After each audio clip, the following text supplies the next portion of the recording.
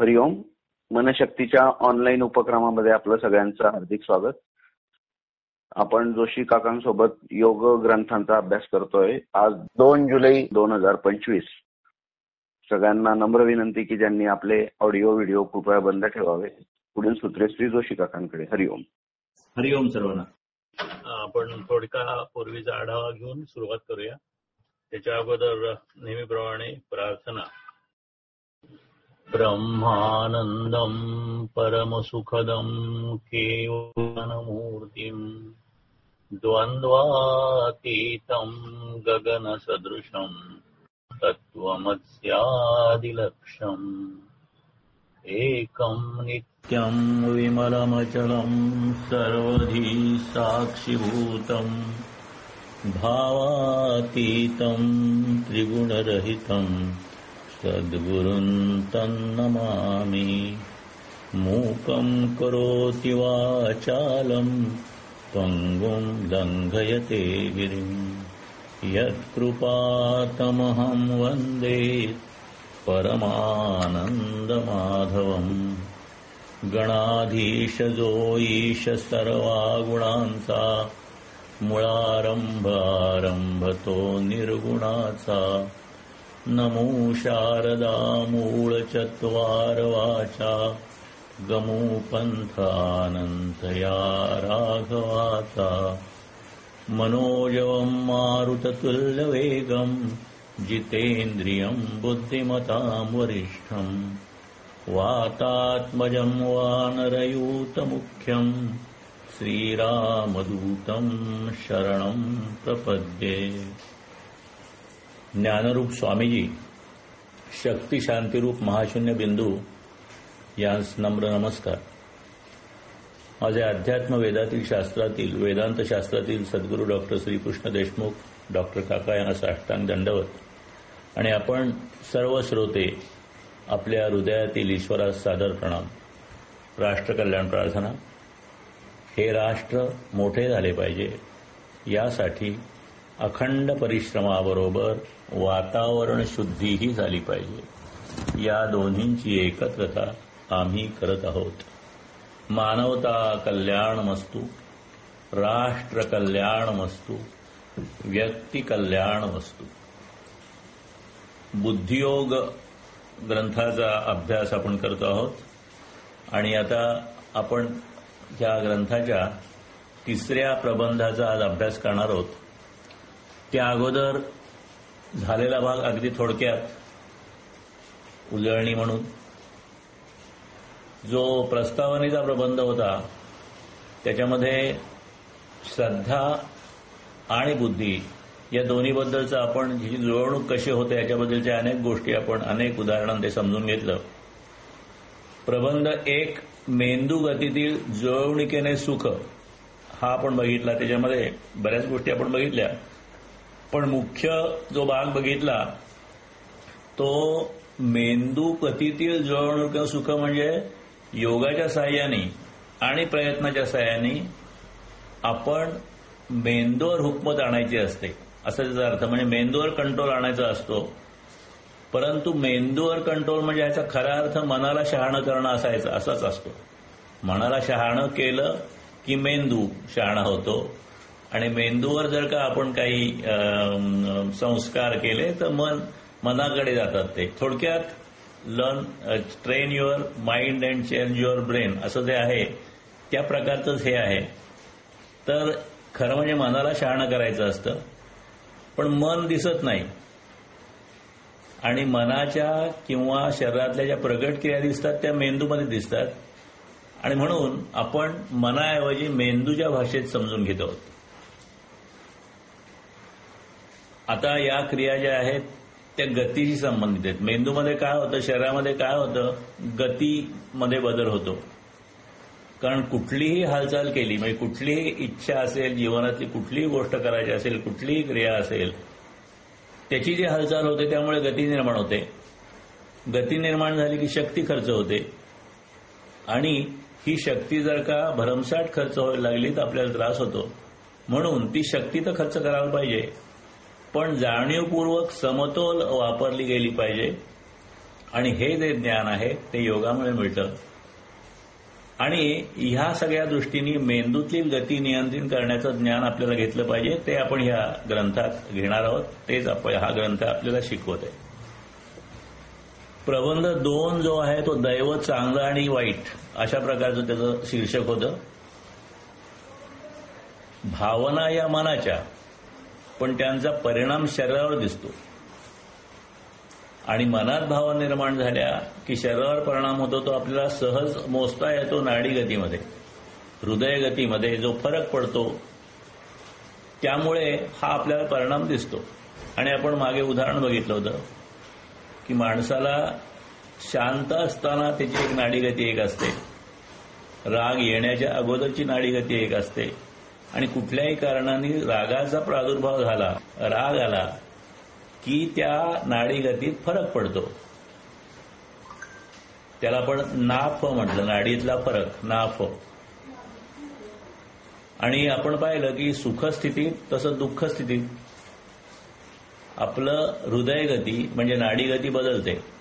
आपण मागच्या वेळेला उदाहरणं पण घेतली होती की आनंदाचा प्रसंग झाला तरी नाडी गतीत फरक पडतो, आणि अतिव दुःखाचा प्रसंग झाला तरी, म्हणजे मनाला दुःख नाडीगतीत बदल, मनाला सुख नाडीगतीत बदल. म्हणजे भावना ह्याचा अर्थ नाडीगतीत बदल, सुख याचा अर्थ नाडीगतीत फरक.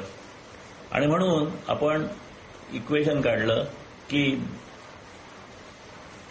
भावना बरोबर दुःख, emotion is equal to disease. कारण इमोशन्समुळेच ते सुखाचे असो किंवा दुःखाचे असो, जो फरक पडतो शरीरात तो सारखाच असतो. म्हणून आपल्या होणाऱ्या ज्या काही आपल्याला गैरसोयी आहेत किंवा रोग आहेत किंवा दुर्दैव आहे, आपली ईज जाणारी ईज जी आहे, ईज असलेली ती जाते कशामुळे, तर त्याचा मूळ परिणाम, मूळ कारण इमोशन्स असतं. आता हा भाग आपण बघितला दैव चांगलं आणि वाईटमध्ये. पण आपण ओव्हरऑल काय करतोय, आपण मन आणि शरीर किंवा मनातल्या भावना आणि शरीरातली हृदय गती याचा संबंध प्रस्तावित करतो. का करतोय आपण हा? कारण आपल्याला हे सगळं जे आहे ते ह्या पुस्तकाच्या दृष्टीने बुद्धीनी समजून घ्यायचं आहे. आणि विज्ञान हे बुद्धीवर आधारित असतं, म्हणून विज्ञानाच्या भाषेत समजून घ्यायचं आहे. आणि हा या ग्रंथाचा उल्लेख आहे. म्हणजे बुद्धीच्या मर्यादेत आपल्याला जे जे काही समजून घ्यायचं आहे ते आपण समजून घेण्याचा प्रयत्न करतोय. आणि म्हणून दैव चांगलं का वाईट या प्रबंध 2चा निष्कर्ष असा आहे की दैवफळ चांगलं का वाईट हे माणसाच्या अंतरंगावर अवलंबून आहे, त्याच्या वर्तनावर अवलंबून आहे. तो जो काही वागतो त्याचे जे काही चांगले वाईट हेतू आहेत त्याच्यावर आधारलेला आहे. आणि स्वतःच्या प्रयत्नांनी चांगलं फळ आणि अपयश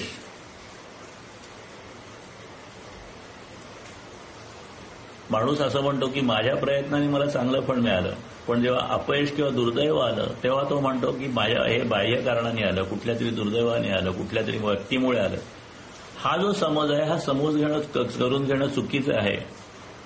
सुदैव असो किंवा दुर्दैव असो या दोघांना आपणच जबाबदार असतो. आणि जीवनाचं कोडं उलगडायचं असेल आणि आढळ आनंद हे इप्सित असेल तर हा गतिनियम आपण सिद्धांत ठोकून पाठ करण्याची आवश्यकता आहे. मानवी जीवनात भूत, भविष्य आणि वर्तमान काळी सुखाचं माप दुःखाने होत असतं आणि दुःखाचं सुखानं. दैव चांगलं की वाईट हे आपल्या क्रियावान कर्मावर आधारित असतं. आणि ह्याचा काही भाग आपण मागच्या वेळेला बघितला आणि ह्याचा अधिक विचार पुढील भागात येईल. तर आपण हा साधारणतः पहिल्या 2 प्रकरणाचा किंवा 2 प्रबंधांचा सारांश बघितला. आणि आता आपण आजच्या विषयाकडे जाऊया.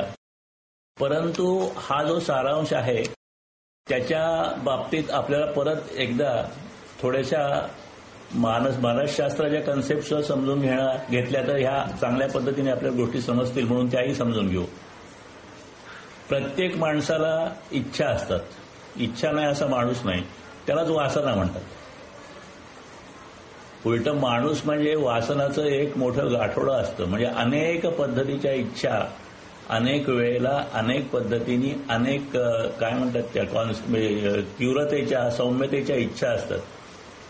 आणि वासना म्हणजे तरी काय, इच्छा म्हणजे काय, की आपल्याला काहीतरी हवं आहे आणि ते नाही मिळालं तर आपण सुखी होणार नाही. आपल्याला काहीतरी हवं आहे आणि ते आत्ता नाही मिळालं तर मी सुखी होणार नाही, असं आपल्या जे मनावर वाटतं त्याचं नाव वासना आहे. आणि एकदा ती वासना आपल्या मनात इमर्ज झाली की ती माणसाला स्वस्थ बसून देत नाही. आता या वासनेने काय मिळतं आपल्याला, आपण आज जे आहोत, आत्ता जे आहोत त्याहून निराळं होण्याची, म्हणजे आपली परिस्थिती किंवा आपली स्थिती बदलण्याची मनाची प्रवृत्ती, हे वासनेचं दृश्य स्वरूप आहे. म्हणजे वासना दिसणार नाही परंतु ती वासना निर्माण होते आणि ती वासनेमुळे आपण जी कृती करतो त्यामुळे आपल्याला ती जे काही साधायचं आहे त्या साधण्याची प्रवृत्ती आपल्या हालचालीत दिसते आणि इथे वासना दृश्य होते. आता ह्या अशा अनेक इच्छा तृप्त करण्यासाठी माणूस कायम धडपड करत असतो. पण कुठलीही वासना अशी असते की वासनेचा स्वभाव असा आहे की कितीही मनासारखं घडून आलं तर ती वासना संपूर्ण शांत होत नाही. आणखी हवं हे कधी संपत नाही आणि त्यामुळे माणूस सतत असमाधानी असतो. अगदी साधारण गोष्ट बघा तुम्ही, की आपल्याला जरा भूक लागलेली आहे आणि आपल्याला बटाटावडा खायची इच्छा झाली. बटाटावडा आपण खाऊ. बटाटावडा 1 खाल्ला, 2 खाल्ला, 3 खाल्ला, मग आपल्याला समाधान होतं. त्यावेळेला वाटतं हो आता घे झालं.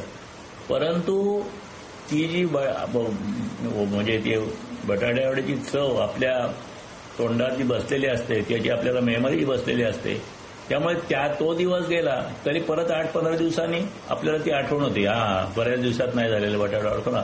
म्हणजे प्रत्येक इच्छा जेव्हा पूर्ण होते तेव्हा त्या इच्छेचा एक अंश ती आपल्या मनात सोडून जाते.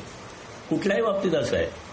तुम्हाला समजा छान एक ह्याचा मॉडेल घ्यायचं आहे, लॅपटॉप मोबाईलचं मॉडेल घ्यायचं आहे, तर ते आपण घेईपर्यंत आपण असमाधानी असतो. नंतर काही करून आपल्याला पाहिजे तसं व्यवस्थित ते मोबाईलचं मॉडेल मिळाल्यानंतर आपल्याला बरं वाटतं.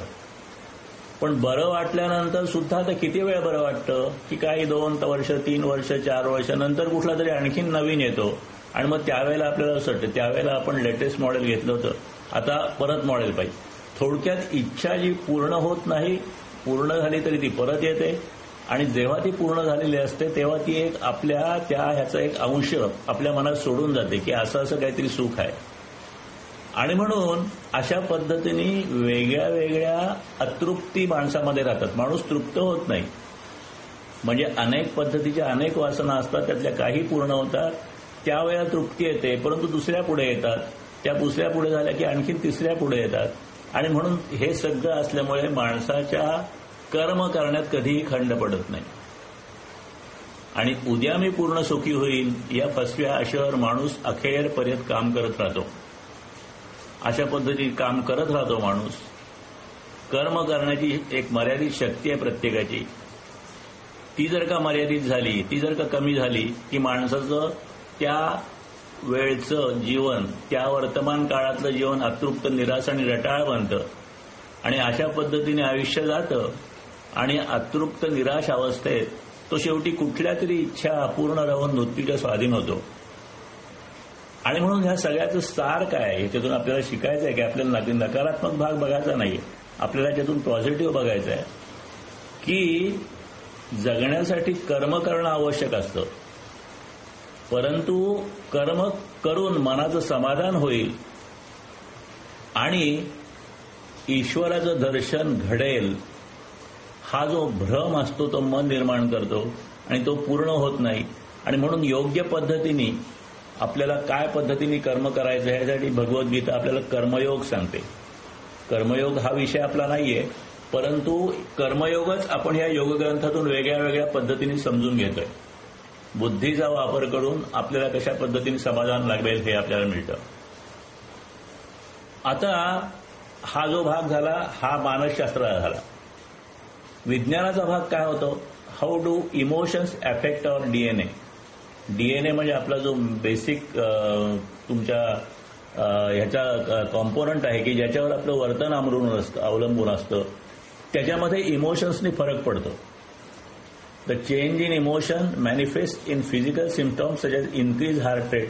आपण मागे काही व्हिडिओ बघितले होते की एकदा टेन्शन आलं किंवा वेगळ्या वेगळ्या प्रकारचे ताण आले की हार्टवर परिणाम होतो, ब्लड प्रेशर वाढतं, डोकं दुखं सुरू होतं, शक्ती कमी होते, कधी कधी मसल्सवर पेन येतो.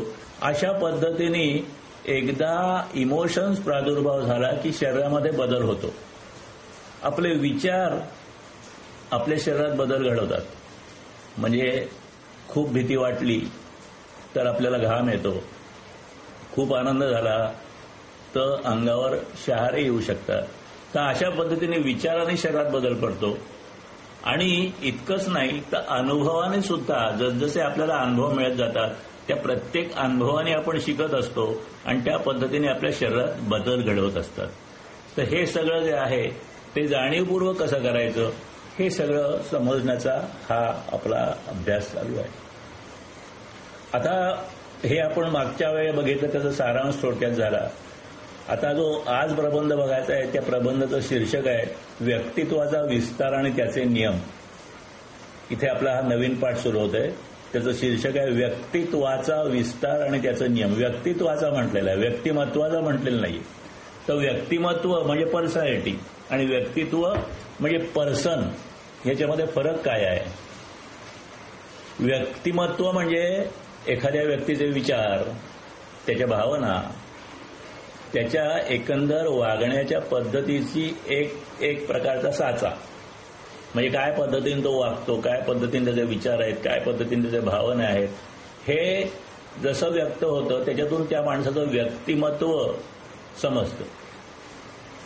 आता हे जे व्यक्तिमत्व आहे ते व्यक्तिमत्व माणसाचं त्या मानाने तुलनेत स्थिर असतं. म्हणजे सारखं ते व्यक्तिमत्व बदलत नाही. त्याचे विचार, भावना आणि एक्सप्रेशनच्या पद्धती, वागण्याच्या पद्धती हळूहळू बदलतील, परंतु बऱ्यापैकी स्थिर असतात. परंतु व्यक्तित्व म्हणजे काय? तर व्यक्तित्व म्हणजे त्या व्यक्तीने स्वतःची ओळख करून देण्यासाठी किंवा विशिष्ट परिस्थितीत योग्य वाटण्यासाठी स्वीकारलेली भूमिका किंवा प्रतिमा. म्हणजे माणसाचा एक व्यक्तिमत्व वेगळं असेल, पण त्या माणसाला स्वतःला इंट्रोड्यूस करायचं असेल तर तो परिस्थितीप्रमाणे आपल्या स्वतःला इंट्रोड्यूस करतो आणि तो अशा पद्धतीने त्याचं व्यक्तित्व सांगतो आपल्याला. फरक थोडक्यात असा की व्यक्तिमत्व म्हणजे त्या व्यक्तीचं आंतरिक आणि बाह्य गुणधर्म, म्हणजे आतला स्वभाव, वागण्याचा बाहेरचा वागण्याचा स्वभाव आणि त्याच्या वागण्याचे प्रेडिक्शन्स किंवा तो कशा पद्धतीने कुठल्या परिस्थितीत कसं वागेल हे सगळे जे नमुने असतात ते व्यक्तिमत्वामध्ये येतात. आणि त्या पद्धतीने ती व्यक्ती आपण ओळखतो की ही व्यक्ती म्हणजे अशा पद्धतीचं हे व्यक्तिमत्व आहे. परंतु व्यक्तित्व म्हणजे ती व्यक्ती विशिष्ट परिस्थितीत किंवा विशिष्ट भूमिकेमध्ये, म्हणजे समजा तो घरात एका भूमिकेमध्ये असेल, घरात समजा तो काय म्हणतात वडील म्हणून भूमिकेत असेल किंवा भाऊ म्हणून भूमिकेत असेल, त्यावेळेला तो स्वतः कसा सादर होईल किंवा तोच ऑफिसमध्ये गेला तर कशा पद्धतीने सादर होईल, अशा पद्धतीने माणसं त्या परिस्थितीप्रमाणे वेगळ्या वेगळ्या पद्धतीने स्वतःला व्यक्त करतात. एक प्रकारचा तो प्रतिमा असतो किंवा एक प्रकारची मुखवटे असते आणि हा एक त्याच्या व्यक्तिमत्वाचा एक भाग पण असू शकतो, पण तो गरजेनुसार बदलतो. म्हणजे उदाहरण बघा, आपल्याला उदाहरणाने अधिक चांगलं समजतं. एखादी व्यक्ती कामाच्या ठिकाणी खूप गंभीर आणि व्यावसायिक दिसते, पण घरी आली तर ती खूप सिरियस नसते. मग घरी खूप आनंदी असते, हसतमुख असते. म्हणजे कामाच्या ठिकाणी तिने स्वीकारलेली जी प्रतिमा असते ती व्यक्तित्व आहे आणि तिचं सहज वागणं, गुणधर्म, स्वभाव आणि सहज वागण्याची पद्धत म्हणजे व्यक्तिमत्व असतं. थोडक्यात व्यक्तिमत्व म्हणजे तुम्ही कोण आहात आणि व्यक्तित्व म्हणजे तुम्ही कसे वागता, हा फरक आहे. आणि ह्या प्रबंधाचं शीर्षक आहे व्यक्तित्वाचा विस्तार आणि त्याचे नियम.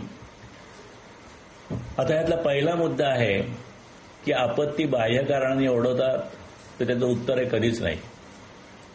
मागच्या प्रबंधाचाच हा पुढचा भाग आहे. म्हणजे मागचा प्रबंध हाच विषयाचा होता, त्याचाच पुढचा भाग ह्याच्यात थोडासा घेतलाय त्यांनी, की एखाद्या देवमाणसाला दुर्दैवाचा येणारा अनुभव, माणूस चांगला आहे, उत्तम आहे, चांगला सगळ्यांना आवडणारा आहे, पण त्याच्यावर अचानक दुर्दैवाचा अनुभव येतो. अत्यंत कटू असतो, न सोसण्यासारखा असतो. म्हणजे समजा त्यांनी सगळी त्याची कमाई एका बँकेत ठेवली आणि त्याचा एकाएकी दिवाळी निघा. तर असं झालं की लोकांना किंवा कुणालाही कळत नाही की हा चांगला माणूस नाही, ह्याच्या बाबतीत असं कसं घडलं. त्या व्यक्तीच्यामुळे ही आकाशातली कुऱ्हाड त्याच्यावर कोसळली असं निदान सर्वसामान्य चांगल्या माणसाला करणं कठीण जातं. आणि बऱ्याच वेळा अशा पद्धतीने विश्लेषण करणं सुद्धा आपल्याला नको वाटतं, जड वाटतं. आणि म्हणून बऱ्याच वेळा अशा पद्धतीने काही गोष्ट घडली की माणूस हतबल होतो आणि मग ह्या घटना अशी का घडली ह्याचा कार्यकारण भाव समजून घेण्याचा प्रयत्न करत नाही. पण स्वामीजी म्हणतात थोडा वेगळ्या दृष्टीने विचार केला तर ह्या गोष्टीचा लगेच तात्काळ खुलासा होतो. आता दुसरी सिच्युएशन घ्या. आपण एक चांगल्या माणसावर वाईट प्रसंग ही एक सिच्युएशन घेतली आणि त्या आपल्याला समजत नाही का असं झालं ते. पण स्वामीजी म्हणतात की कल्पना करा की सगळ्या कुबेराचा खजिना अकस्मात माझ्या हाती आला किंवा लॉटरीमध्ये मला 10 कोटी रुपयाचं पहिलं बक्षीस लागलं. म्हणजे अशा अनेक गोष्टी, खूप पैसे मिळाले, खूप नशीब फळफळलं, किंवा अगदी गर्भश्रीमंत कुटुंबात माझा जन्म झाला आहे, म्हणजे मला जन्मापासूनच भरपूर गोष्टी सुखाच्या आहेत. अशा सुदैवाचा वाटेकरी होण्याच्या इच्छेने कुणी मला असं म्हटलं की दैवाने मिळालेल्या या संपत्तीवर तुझी एकट्याची मक्तेदारी काय, म्हणून तुझ्याचकडे का सगळा खजिना पाहिजे, तुलाच का सगळे सुदैव पाहिजे, तुझाच का जन्म गर्भश्रीमंत कुटुंबात झाला. असं जर का कोणी त्याला विचारलं आणि त्यांनी सांगितलं नाही मला थोडा यातला हिस्सा दिला पाहिजे, तर हा युक्तिवाद कोणीही मान्य करणार नाही, मी पण मान्य करणार नाही. उलट आपण त्या आगंतुकाला धक्के मारून घालून देऊ. म्हणजे जेव्हा अकस्मात चांगलं नशीब आपल्या ह्याच्यात येतं, आपल्या आयुष्यात येतं, तेव्हा आपल्याला त्याच्याबद्दल काही वाटत नाही, आपण त्याच्यात कुणाचं वाटेकरू कोणाला होऊन देणार नाही. परंतु दुर्दैव आलं की असं वाटतं की ते माझ्याकडेच आलं. सुदैव माणसाला म्हणजे वैभवाचा धनी होण्यास मी स्वतःला कारणीभूत आहे अशी माझी खात्री असते, पण दुर्दैवाला मात्र मी जबाबदार नाही. ते कसं आलं, कोण आलं हा असा मी कांगावा करतो. आणि म्हणून आपत्ती बाह्य कारणाने ओढतात का, नाही. सुदैव सुद्धा आपल्या स्वतःच्याच कारणाने येतं आणि दुर्दैव सुद्धा स्वतःच्याच कारणाने येतं. बऱ्याच वेळा त्या लिंक गोष्टी करता येत नाही, कारण आयुष्य हा अनेक घटनांचा प्रवास आहे. कधी मागे घटना घडलेल्या असतील तर त्याचा परिणाम काही वर्षांनी किंवा काही काळाने पुढे येऊ शकतो. अशा वेळेला लिंक करता येत नाही, परंतु कारण हे नक्की आहे. दुसरं प्रश्न आहे ह्या प्रबंधातला की माझं सुदैव मी माझ्या देहापलीकडे साठवू शकतो का. तर त्याचं उत्तर अगदी सरळ आहे, हो साठवू शकतो. कसं काय, माझ्या देहापलीकडे माझं सुदैव कुठं आहे. माझी एकदम आत्ता नवीन मर्सिडीज कार आली, मी एक छान मोठा बंगला विकत घेतला, माझं काही बँकेमध्ये मोठं फिक्स डिपॉझिट आहे, सेव्हिंग आहे, म्युच्युअल फंड्स आहेत. आता हे सगळं माझी कार, माझे ॲसेट्स, माझे पैसे, माझे डिपॉझिट्स हे कुठे असतात, ते आपल्या शरीरात थोडे असतात, ते देहाच्या पलीकडेच असतात. दुसरी गोष्ट अशी की सध्या असलेला मी हा पूर्व काळापासून आलत आलेल्या मीचीच आजची स्थिती आहे. म्हणजे आजचा जो मी जो काही आहे तो मी जो आहे तो माझा पूर्वीचा देह आणि आत्ताचा देह हा जरी बदललेला असला, म्हणजे त्यावेळेला मी अगदी लहान असेल, तरुण असेल आणि आता मी वयस्कर झालेलो आहे, तरी हा मी देह जो माझा आत्ता बदललेला आहे तो त्याच्यापासूनच आलेला आहे. आणि उदाहरण स्वामीजी देतात की मी 20 वर्ष 5 महिने 1 दिवस या वयाचा असताना सकाळी 8 वाजता काय करत होतो हे मला अजिबात आठवणार नाही, कारण मी आता 70-75 वर्षाचा झालेलो आहे. 20 वर्ष 5 महिने 1 दिवस या वयाचा असताना सकाळी 8 वाजता काय करतोय मला आठवत नाही. पण त्यावेळेला मी अस्तित्वात होतो याबद्दल शंका नाही. आणि त्यावेळेला मी जे काही काम करत असेल त्याचा परिणाम माझा आजच्या व्यक्तित्वावर नक्कीच झालेला आहे. ह्या सगळ्या गोष्टी आपण आपल्या आयुष्यात येणारी प्रसंग आहेत, सुदैवाचे असतील किंवा दुर्दैवाचे असेल, ते समजून घेण्यासाठी समजून घेतोय आणि स्वामीजींनी आपल्याला या प्रकरणात हे समजून दिलेलं आहे. थोडक्यात मी असं स्वतःला जेव्हा मी म्हणतो तेव्हा माझ्या पूर्व आयुष्यातील माझ्या सगळ्या शारीरिक स्थितींची, मानसिक स्थितींची आणि माझ्या सगळ्या कार्याची किंवा शक्तीची गोळाबेरीज असं मला अभिप्रेत असतं. मी जेव्हा म्हणतो तेव्हा हे सगळं मिळून मी बनलेला असतो आणि मग ह्यालाच आपण मन असं नाव देतो. हा जो मी आहे त्याची बाह्य जगावरची क्रिया शरीराच्या द्वारा होत असते. शरीराच्या म्हणजे हा मी आहे त्याचं जे मन आहे ते मन जे वागतं आणि ज्या क्रिया करतात त्या क्रिया बाकी शरीराच्या द्वारे होत असल्या तरी बाह्य जगावर होत असतात. आणि हे जे साधन आहे म्हणजे माझं जे शरीर आहे की ज्या शरीराद्वारे मी सगळ्या क्रिया बाह्य जगात करतो. बाह्य जगात म्हणजे इतर व्यक्तींशी, इतर परिस्थितीची, वेगळ्या वेगळ्या प्रसंगात ज्या काही करतो ते जे शरीर आहे ते मीच निवडलेलं असतं. पण ते शरीर जड असल्यामुळे आणि जडाला गतीचे नियम लागू असल्यामुळे मला सुद्धा गतीचे नियम लागू होत असतात. आणि म्हणून जरी मन असलं, जे अजड असलं, तरी ते शरीराच्या माध्यमातून काम करत असल्यामुळे शरीराला सुद्धा गतीचे नियम लागू होतात. हे एक वेगळ्या पद्धतीने मागे आपण हे समजून घेतलेलं आहे. परंतु हे म्हणजे मागच्या वेळेला पेंड्युलमच्या उदाहरणात आपण समजून घेतलं होतं.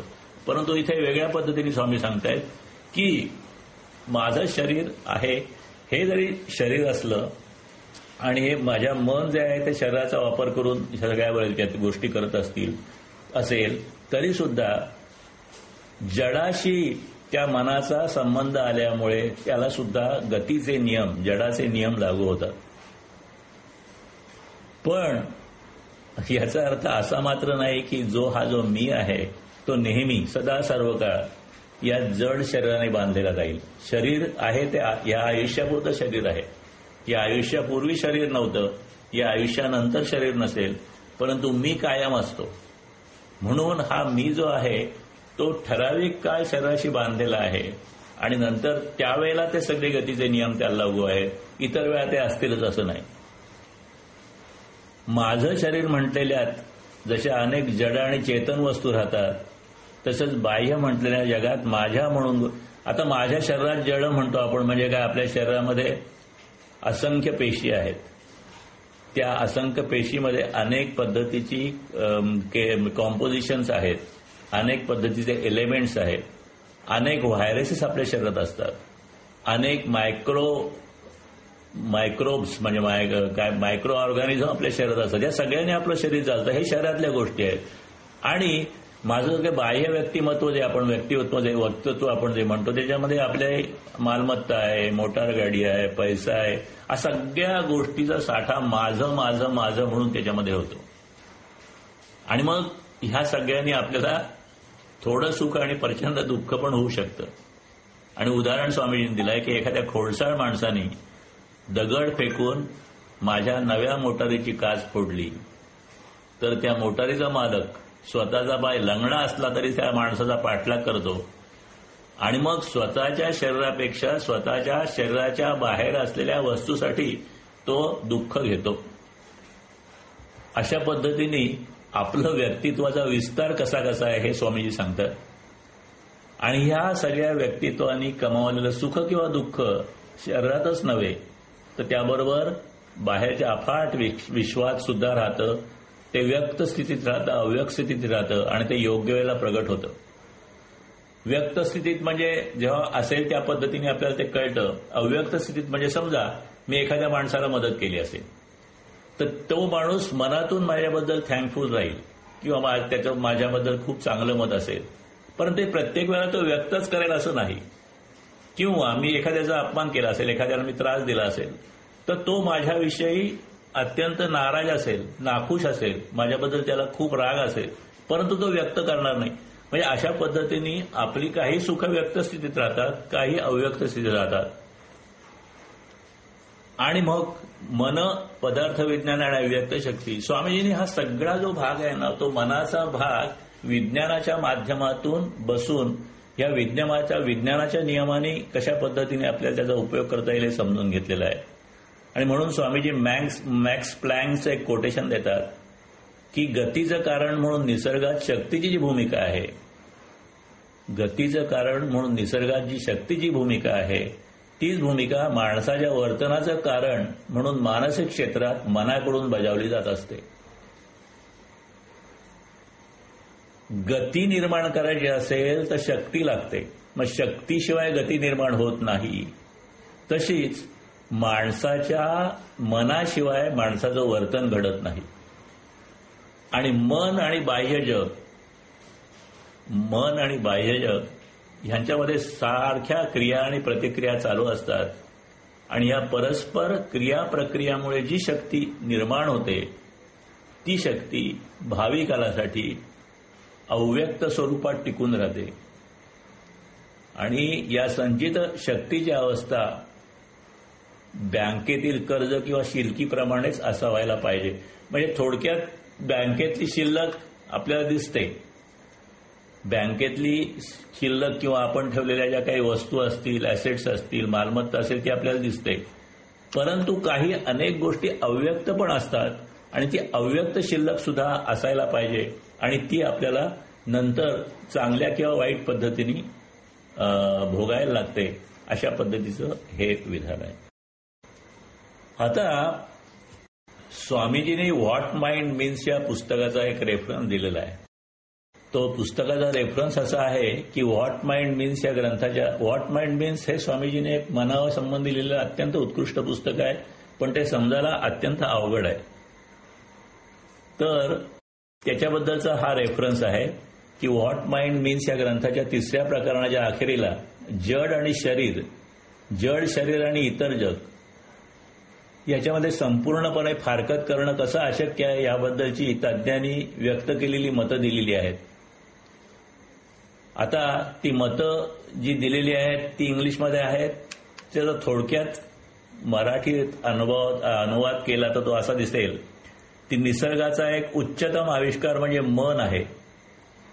म्हणजे मन हे जे मार्क्सिस्ट आहेत किंवा कम्युनिस्ट आहेत किंवा जे जड विचारवादी आहेत ते काय म्हणतात की मन हे मान्यते करत नाहीत, परंतु it's a natures highest product असं ते म्हणतात. म्हणजे निसर्गाचा एक उच्चतम आविष्कार म्हणजे मन. आणि आध्यात्मिक काय म्हणतात तर मन हे अंतःकरणाचा एक घटक आहे असं आध्यात्मिक किंवा आस्तिक लोक म्हणतात. निसर्गाचा उच्चतम आविष्कार म्हणजे मन असं जडवादी म्हणतात किंवा आस्तिक किंवा आध्यात्मिक लोक म्हणतात की मन हे अंतःकरणाचा घटक आहे. आता त्यामुळे जडवादी आणि आध्यात्मिक किंवा स्पिरिच्युअलिस्ट यांचं एकमत होत नाही. या व्हॉट माइंड मीन्स या पुस्तकामध्ये स्वामीजींनी ह्या दोन्ही विचारसरणींचा अत्यंत डिटेलमध्ये विचार करून त्याच्यामध्ये काही सारख्या गोष्टी शोधून घेतलेल्या आहेत. आणि म्हणून स्वामीजी म्हणतात या दोन भिन्न विचारसरणीमध्ये काही मान्य होण्यासारख्या गोष्टीचा शोध घेणं उपयुक्त आहे. आणि तशा जर का आपल्याला गोष्टी मिळाल्या तर त्याला दोन्ही बाजूनी मान्यता मिळू शकेल. आणि मग हा जडवादी आणि मनवादी यांचा जो वाद आहे तो मिटेल. आता मग अशा कुठल्या गोष्टी आहेत की ह्या दोघांना मान्य होऊ शकतील तर ते असं आहे की मन हे चंचल आहे, गतिशील आहे, कधी स्थिर, कधी अस्थिर, कधी शांत, कधी अशांत असू शकतं. ही गोष्ट सगळ्यांना मान्य असेल. आता हे मन कसं आहे की एखादा अत्यंत शक्तिवान, मोठा, अस्वस्थ आणि दुष्ट स्थितीतला प्राणी जसा वागतो किंवा तशा प्रकारची माणसं जशी वागतात तशा प्रकारचा अत्यंत वाईट अनुभव सुद्धा जीवनात हे मन आपल्याला देऊ शकतं. चांगला पण देऊ शकतं, वाईट पण देऊ शकतं. दुसरी गोष्ट, मन हे मेंदूशी संलग्न असून मेंदूमार्फत ते संपूर्ण जीव आणि जीवन व्यापून आहे. भावना, संवेदना, विचार, ज्ञान, जाणीव या रूपाने असणारं किंवा या सर्वांना एकत्रित गुंफणारं किंवा वापरणारी जी गोष्ट किंवा जे इंद्रिय त्याला मन म्हणायचं. अशा ह्या सगळ्या गोष्टी ज्या आहेत ह्या बऱ्यापैकी दोन्ही विचारसरणीला मान्य होऊ शकतात असं म्हणतात. आणि म्हणून अशा प्रकारे मनाचं वर्णन करून विरुद्ध मतं असलेल्या पण प्रामाणिक वृत्तीच्या विरोधकांना जर का मान्य असेल तर त्या व्याख्येचा उपयोग आपल्याला करता येईल. हे व्हॉट माइंड मीन्स मध्ये स्वामीजींनी सांगितलेलं आहे. अर्थात ज्यांना खरोखरच समजून घ्यायचं असेल त्यांनी व्हॉट माइंड मीन्स पुस्तक बघितलं पाहिजे. आता ते खूप अवघड आहे समजायला, पण ह्या व्हॉट माइंड मीन्सचं एक इझियर म्हणजे इंग्लिशमधलंच पण त्यातल्या त्यात सोपं व्हर्शन मी मागे केलेलं होतं आणि ते पुस्तक माझ्याकडे म्हणजे सोप्या इंग्लिशमधलं व्हॉट माइंड मीन्स माझ्याकडे अवेलेबल आहे. जर का कुणाला खरोखर इंटरेस्ट असेल तर मला संपर्क करा, मी ते पाठवू शकेन. किंवा ह्याच व्हॉट माइंड मीन्सवर माझ्या ब्लॉग्सवर मी जवळजवळ 10-12 आर्टिकल्स लिहिलेली आहेत आणि त्याच्यामध्ये व्यवहारातली उदाहरणं घेऊन ह्या गोष्टी समजावून सांगण्याचा प्रयत्न केलेला आहे. अर्थात ह्या सगळ्या गोष्टी महत्वाच्या नाहीत. आत्ता आपल्याला एवढंच घ्यायचं आहे की मन मानल्याशिवाय आपल्याला सगळं आयुष्य कळणार नाही. मन अध्यात्माला मान्य आहे पण मन जडवाद्यांना मान्य नाही. म्हणून स्वामीजी अशा पद्धतीने व्हॉट माइंड मीन्स हे त्यांनी वेगळ्या वेगळ्या पद्धतीने समजावून सांगून मनाच्या प्रॉपर्टीज, मनाचे गुणधर्म त्यांनी त्या पुस्तकात दिलेले आहेत. आता मागेशी म्हटलं की माझं सुदैव मी माझ्या देहापलीकडे साठवू शकतो का, तर त्याचं उत्तर होय असं आहे. मगाशी आपण बघितलं ते सध्या असलेला मी हा भूतकाळापासून चालत असलेल्या मीची आजची स्थिती आहे आणि मी जे लहानपणी किंवा माझ्या पूर्वायुष्यात जे जे काही केलं असेल ते जरी मला आठवा असं न आठवय परंतु त्या सगळ्याचा परिणाम म्हणून माझं आयुष्य बनलेलं आहे. अशा पद्धतीने माणूस जन्मापासून आत्ताच्या क्षणापर्यंत आणि नंतर मृत्यूपर्यंत या जगातच वावरत असतो, विवरत असतो, रमलेला असतो आणि मग त्या वेळच्या स्थितीप्रमाणे त्याला वेगळ्या वेगळ्या इच्छा असतात आणि त्याच्या वेगळ्या वेगळ्या आकांक्षा असतात.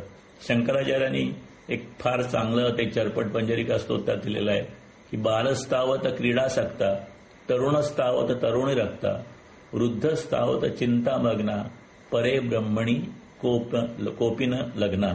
म्हणजे थोडक्यात लहानपणी खेळात मजा आहे, तारुण्यामध्ये त्यावेळेच्या खेळात मजा आहे, म्हातारपणामुळे चिंता करण्यात मजा आहे आणि अशा पद्धतीने माणूस आयुष्य घालवत असतो. आता माणूस जी काही शक्ती कमावतो किंवा ज्या गोष्टी कमावतो त्या पुढच्या काळासाठी राखून ठेवू शकतो.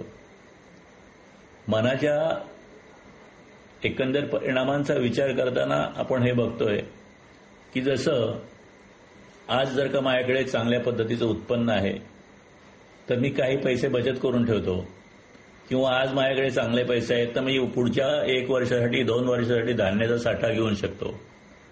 कामगार जो असतो तो ओव्हरटाईम करून पैसे जास्त कमवतो किंवा जमवलेला जास्त पैसा जो आहे तो त्यावेळच्या त्याच्या ज्या महत्वाच्या गरजा असतात त्यासाठी वापरतो. औषधं, पौष्टिक अन्न खाणं, फिरायला जाणं. तर अशा पद्धतीने जशी पैशाच्या रूपाने माणूस बचत करू शकतो तसंच शरीरामध्ये सुद्धा योग्य पद्धतीने बदल करून ते शरीर ह्या पद्धतीने सुद्धा पुढच्या कामासाठी उपयोगी येईल. जसा पैसा उपयुक्त येईल तशी शक्ती पण उपयुक्त होईल.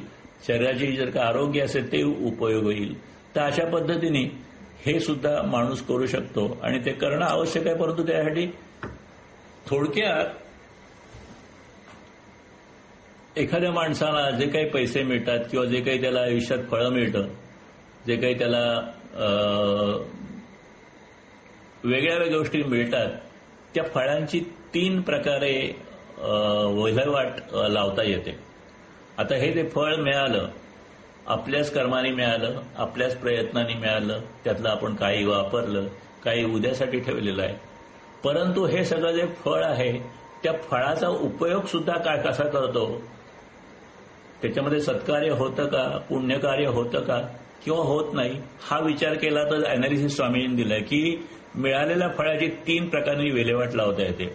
एक म्हणजे उपयोग त्याचा करणे त्याच क्षणी आणि संपवून टाकणं. दुसरं म्हणजे त्यातला काही भाग पुढच्या काळासाठी संचय करून ठेवणं. किंवा दुसरा म्हणजे उपयोगी पण नाही करायचं, संचय पण ठेवायचा नाही, परंतु आत्ता मिळालं त्याचा सगळा कायमचा त्याग करायचा, म्हणजे इतरांना देऊन टाकायचं. एक उपयोग, दुसरा भावी काळासाठी संचय, तिसरा कायमचा त्याग. आणि सर्वसाधारणपणे माणूस पहिले 2 मार्ग स्वीकारतो. एक तर उपयोग तरी करून घेईल किंवा भावी पुढच्या काळासाठी ते साठवून तरी ठेवेल. कायमचा त्याग करणारा माणूस फार क्वचित असतो. आणि स्वामीजी म्हणतात की आपलं भाग्य जसं आपण एकत्र करून ठेवतो, संचित करून ठेवतो, तसं आपलं दुर्भाग्य सुद्धा आपण संचित करून ठेवतो. ते अव्यक्त असू शकतो आणि ह्याला शुभ आणि अशुभ संचित म्हणतात. आपण मागच्या पाठामध्ये हे संचित, प्रारब्ध आणि क्रियमाण ह्या सगळ्या गोष्टी बघितलेल्या आहेत. क्रियमाणाचं महत्व मागच्या वेळेला आपण बघितलेलं आहे. तर अशा पद्धतीने चांगलं संचित किंवा वाईट संचित कसं आपण तयार होतो, तर ते सगळं आपण काय पद्धतीने आपल्या मिळालेल्या भाग्याचा उपयोग करतो, काय हेतूने करतो त्याच्यावर अवलंबून आहे. आणि मी माझा स्वतःचा फायदा करून घेण्याची धडपड केली तर त्याची प्रतिक्रिया उलट बाजूने लगेच सुरू होते. म्हणजे मी जे काही करू, समजा मी माझा उपयोग केला तर तो उपयोग झाल्यानंतर ती गोष्ट राहणार नाही. उद्या भावी काळासाठी संचय केला तर त्याचा होईल, आणि कायमचा त्याग केला आणि कोणाला तरी मदत केली तर त्याचाही उपयोग होईल. तर अशा पद्धतीने जर का मी माझा स्वतःचा फायदा करून घेतला तर एक त्याची प्रतिक्रिया वेगळी होईल. जर का मी दुसऱ्यासाठी काही केलं तर त्याची प्रतिक्रिया वेगळी होईल. परंतु जी गोष्ट आपण करतो त्याची प्रतिक्रिया लगेचच सुरू होते.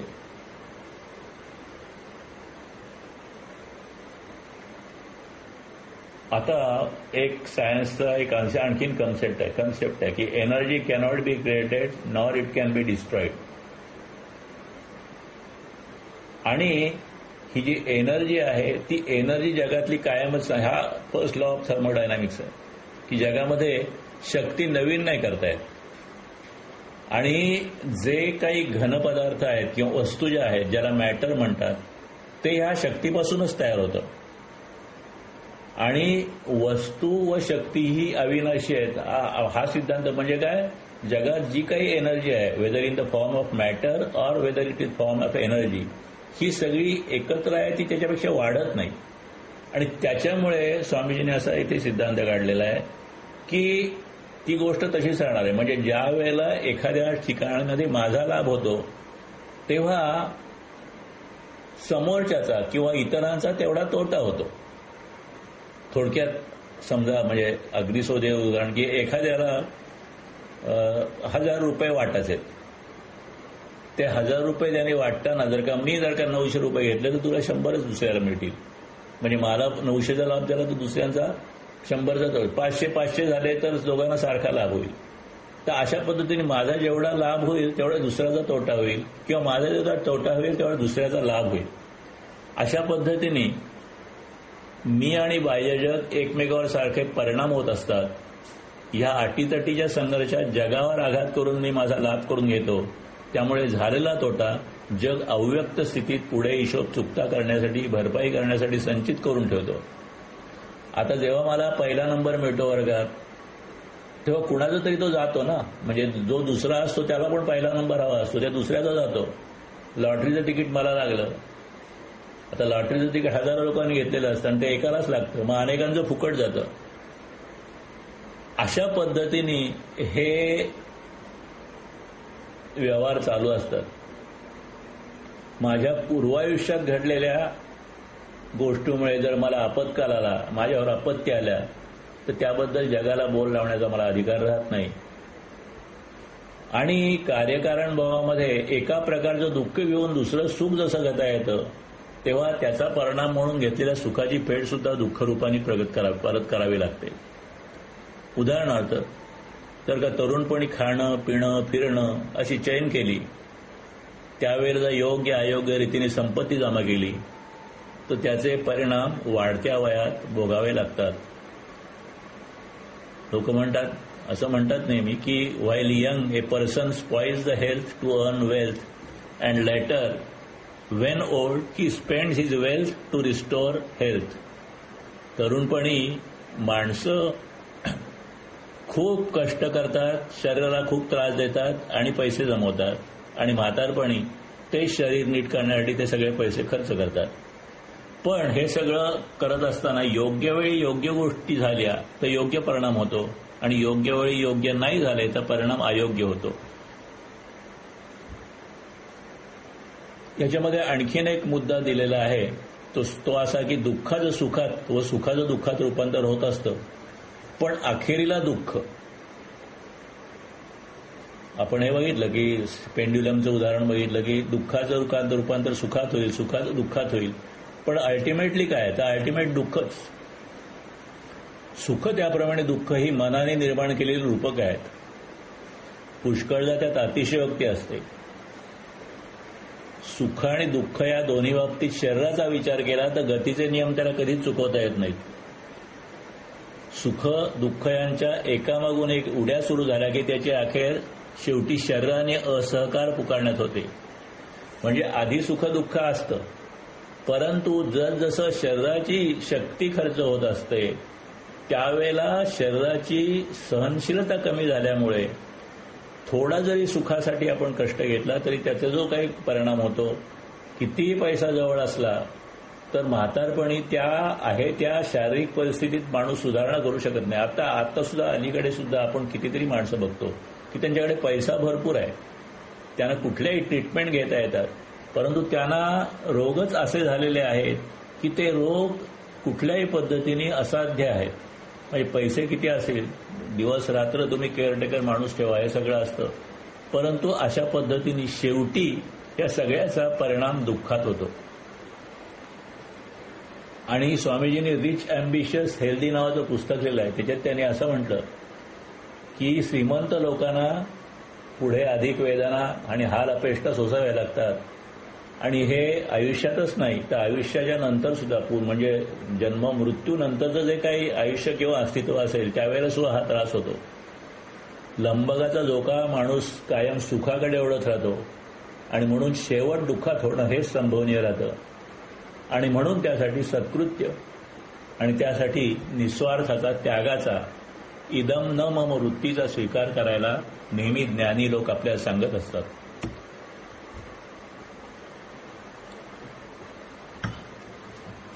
विषमय अपेष्टा आणि जीवनदायी आनंद, पावसाळ्याचे कुंद दिवस आणि स्वच्छ सूर्यप्रकाशाचे दिवस, दुर्दैव आणि सुदैव,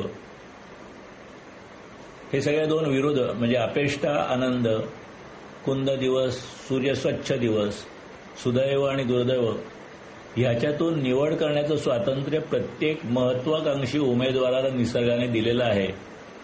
पण एकदा त्यांनी एक गोष्ट निवडली की त्या बरोबरीचा विरुद्ध भाग जो आहे तो त्याने न मागता न कळत त्याच्या जीवनात प्रवेश करतो. हा कन्सेप्ट नीट समजून येण्यासारखा आहे, कारण ह्याच गोष्टी पुढच्या प्रकरणात ह्याच घेतलेल्या आहेत की आपल्याला सुख घ्यायचं का दुःख घ्यायचं आपल्या हातात आहे. आपल्याला सुदैव हवं का दुर्दैव हवं ते आपल्या काही प्रमाणात हातात आहे. आणि आपण काय करावं हे आपण घेतलं की त्याच्याबरोबर विरुद्ध गोष्ट आपल्याला मिळणार आहे. आणि जर का माणूस कायम स्तंभकाचा झोका स्वतःच्या सुखासाठी ओढत राहिला तर शेवट दुःखात होणार, हेच नक्की म्हणजे नियमाने घडतं. म्हणून एकदा सावध होऊन टाळ्यावर येऊन जर का आपण उपाययोजना केली तर त्याची या परिस्थितीतून मुक्तता होऊ शकते. आणि अशा पद्धतीने व्यक्तित्वाचा विस्तार आणि त्याचे नियम ह्या 3-4 गोष्टीमध्ये स्वामीजींनी आपल्याला इथे समजून सांगितलेले आहेत. आणि या ठिकाणी आपण आज हा ध्यानाकडे जाऊया.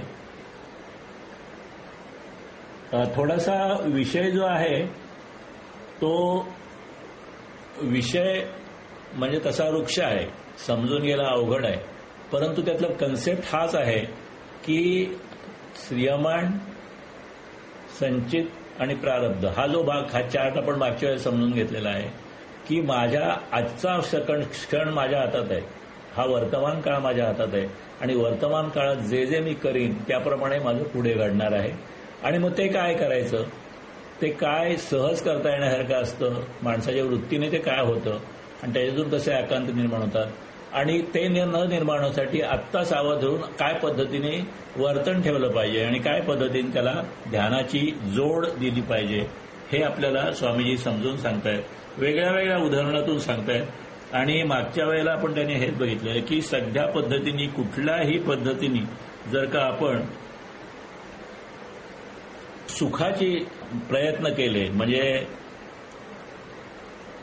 इंद्रिय सुख, शब्द स्पर्श रूप रसगंध ह्याच प्रकारची सुख किंवा सत्ता संपत्ती प्रतिष्ठा ह्या सगळ्या गोष्टीचा प्रचार केला तर सुख मिळेल, परंतु त्या शेवटी सुखही कायमचे टिकत नाही आणि नंतर त्याचं दुःखात निर्माण होतं. तर हा सगळा सारांश आहे ह्या सगळ्या यांचा चॅप्टर्सचा. आणि साधारणतः पहिल्या 8 चॅप्टरपर्यंत म्हणजे 8वं प्रबंधापर्यंत या वेगळ्या वेगळ्या पद्धतीने स्वामीजींनी या गोष्टी समजून दिलेल्या आहेत. आता हा व्यक्तित्वाचा विस्तार आणि त्याचे नियम म्हणजे आपलं व्यक्तित्व, आपलं व्यक्तित्व त्या व्यक्तित्वाचा वेगळ्या वेगळ्या पद्धतीने विस्तार, वेगळ्या वेगळ्या भागात विस्तार, त्याचं व्यक्तीकरण, त्यामुळे होणारे फायदे आणि त्यामुळे होणारे तोटे याबद्दलचे नियम आपल्याला इथे स्वामीजी समजावून सांगतात. या ध्यानाच्याकडे जायच्या अगोदर फक्त एक गोष्ट आपण बघूया. ठीक आहे, मग ध्यानाकडे जाऊया. सगळ्यांनी पाठीचा गडा ताठ ठेवा, शांत बसा. ध्यान आकृती समोर ठेवलेली आहे आणि आपण आता ध्यानाला सुरुवात करू.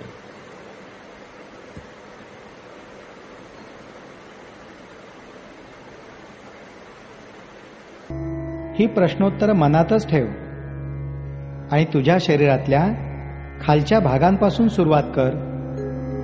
मांडी घालून बसला आहेसच तर कमरेच्या मागच्या भागापासून मेंदूपर्यंतचा भाग निवडूयात. तोच महत्वाचा आहे. हे जीवा, तू तुझ्या जाणीवेचा प्रचंड साठा पाठकण्याच्या खालच्या टोकाला करून ठेवला आहेस. तेथे कितीतरी वाटांनी तुझी शक्ती येते आणि जाते. शरीरातल्या या मागच्या पहिल्या चक्राचं नाव आहे मूलाधार चक्र. हा चौक महत्वाचा आहे. स्वच्छतेची केंद्र इथंच आहेत. जीव निर्माण करण्याची हत्यारं इथंच आहेत. हे प्रथम शुद्ध करायला हवं. जा, या चौकामधून नसानसांच्या वाटांनी समतेचा, ओजाचा, शक्तीचा संदेश पोहोचव.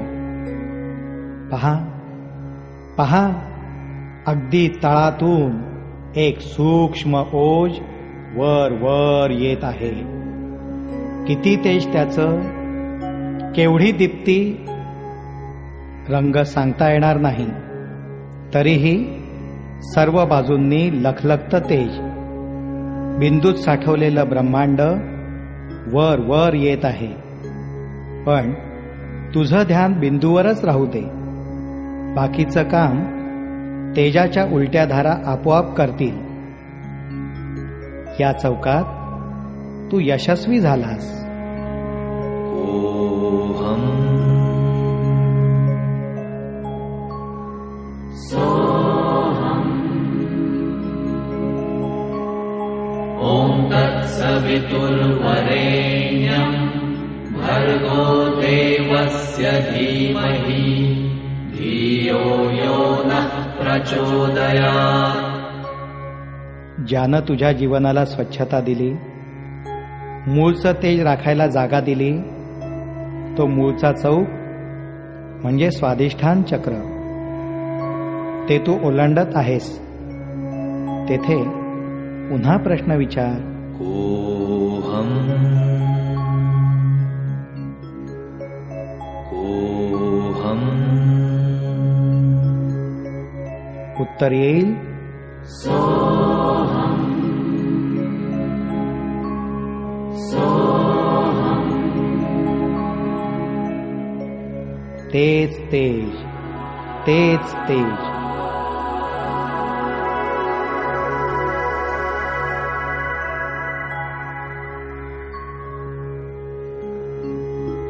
तुझ्या आवडत्या दुसऱ्या जीवाच्या मिलनाचं हे शक्ती केंद्र आहे. दुसऱ्यावर अवलंबून असणारा वैवाहिक आनंद तू पत्करलेला आहेस, तर त्याचं उत्कृष्टत्व इथं जागृत होईल. यापुढे तुझं तेज, तुझी शक्ती आता स्वाधिष्ठान चक्रात पोहोचली आहे. स्व अधिष्ठान, माझं अधिष्ठान असं तू म्हणावंस असं हे स्थान आहे. तुझ्या मुलाबाळांचं प्रेरणास्थान आहे. तसंच दुसऱ्या दृष्टीनं तू जेथून निर्माण झालास त्या स्थानाचं प्रतीक आहे हे.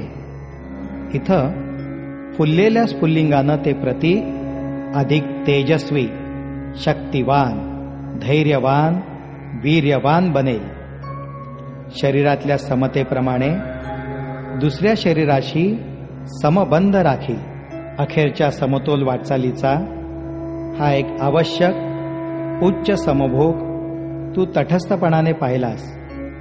याचा उपयोग तुला नंतर होईल. तुझ्या कुटुंबाचं, संकुल मानवतेचं त्यातून कल्याण होईल. कर्तव्यपूर्तीच्या उद्गारांनी तू हा चौक ओलांडतो आहेस. वीर्य रसांचा कुंभ येथे निर्माण होत असला तरी त्यासाठी लागणारं अन्न नाभी केंद्राच्या पुढच्या चौकातून येणार आहे. तिकडे तू नंतर लक्ष देणार आहेस. तूर्त तुझ्या शरीरशुद्धीची ही सगळी क्रिया चांगली करण्यासाठी खालून वर येत असलेली सूक्ष्म शक्ती वर वर यायला हवी. ती इथंच आहे. तू द्रष्टा होऊन ती पाहतो आहेस. मूलाधार चौकातून स्वाधिष्ठान चक्रात पोहोचलेली ही शक्ती तू द्रष्टा होऊन पाहतो आहेस.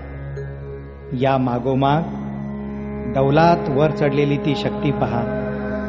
ती खालून वर आलेली सूक्ष्म बिंदू शक्ती, निराकार, तेजपुंज, वेगवान, वेलाशून्य, सूक्ष्मप्राय पण तरीही पर्वतप्राय. तुझ्या शक्तीचं आश्चर्य तिसऱ्या चौकात पोहोचलं आहे. ओम तत्सवितुर्वरेण्यं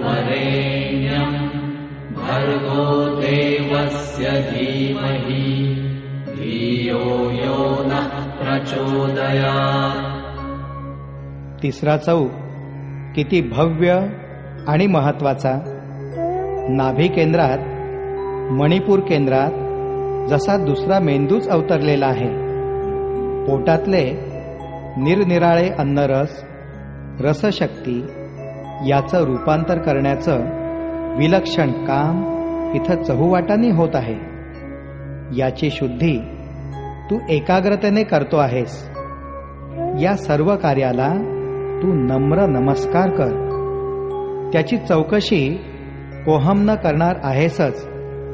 तुझ्या सर्व अन्नाचं सुरेख शक्तीत रूपांतर करणारे हे तुझे पेशी सहकारी आहेत. त्यांना दिवसभर शांतीने वागव. संतापाचे लोट तू आत पोटात सोडणार नाहीस. त्यामुळे तुझं अन्न शुद्धच राहील. अशी तुझी बुद्धी शुद्ध राहो. याही चौकात तू यशस्वी झाला आहेस. कोहम कोहम कोहम सोहम सोहम सोहम. ओम तत्सवितुर्वरेण्यं भर्गो देवस्य धीमहि धियो यो नः प्रचोदयात्. चौथ्या चौकात गतिशून्य गती तू अनुभवणार आहेस. केवढं आश्चर्य आहे. तिसऱ्या चौकात अन्न तयार होण्यासाठी जी गती लागली ती वाटण्याचं कार्य या अनाहत चक्र चौकात चाललं आहे. तू ती शक्ती धसमुसळेपणाने वापरू नकोस. शांत प्रवाहीपणानं या चौकातून ती गती जाऊ दे. तुझ्या जीवनाचं चक्र अखंड चालवणाऱ्या या चौकात उभा राहून विचार, कोहम कोहम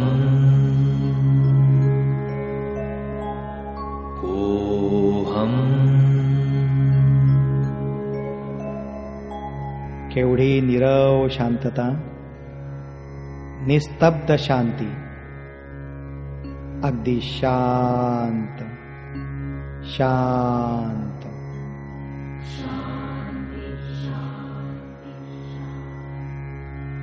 खालपासून वर येणारं तेज तुझ्या या शांतीतच वरपर्यंत चढलं जात आहे.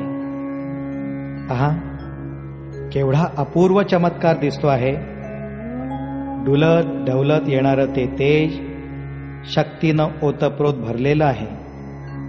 केवळ तुझ्या एकाग्र शांतीनं पाहण्याचं भाग्य तुला येत आहे. ओम तत्सवितुर्वरेण्यं भर्गो देवस्य धीमहि धियो यो नः प्रचोदयात्. 5व्या चौकापर्यंत तू मजल मारलीस. या चौकाचं नाव विशुद्ध चक्र चौक आहे. वरून शुद्ध श्वासाची गतिशक्ती हृदयाकडे याच भागातून जाते, तर दुसऱ्या बाजूनं या कंठातच शब्द फुटतात. पण या क्षणाला शब्दाचा उपयोग काय? मनातल्या मनात सुद्धा शब्द उच्चारू नकोस. या स्थानचक्राला निशब्द शांती मिळू दे. त्यानंच शक्ती प्रवाह शांत होईल, तेजोमय राहील.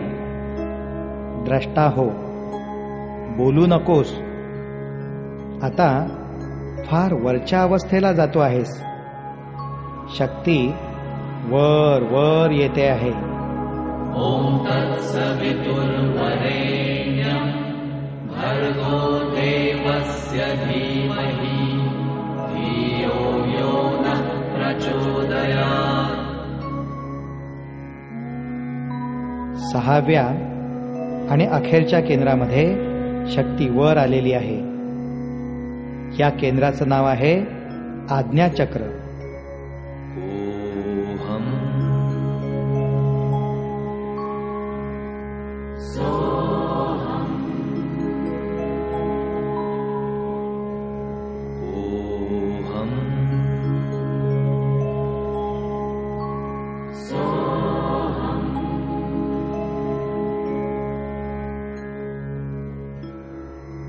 अरे जीवा, इथूनच तुझ्या आज्ञा सुटत होत्या. पाहण्याच्या, ऐकण्याच्या आणि तुझ्या सगळ्या आज्ञा वल्गना इथूनच सुटत होत्या. जरुरीपेक्षा जास्त संकल्प करण्याचं स्थळ इथंच होतं.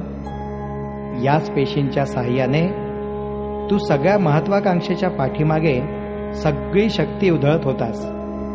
ठीक आहे, तुझ्या महत्वाकांक्षा पुऱ्या होण्यासाठी शक्ती राखशील का नाही? उत्तम उन्नतीसाठी काही काळ शांती पाहिजे. ती तुला इथल्या पेशींशी समजूत करूनच साधेल. तर मनानं सुद्धा पाहायचं थांबव. अगदी पूर्ण पूर्ण पूर्ण. आता पूर्ण कल्पना शून्य हो. शांत हो. शांत शांत शांत.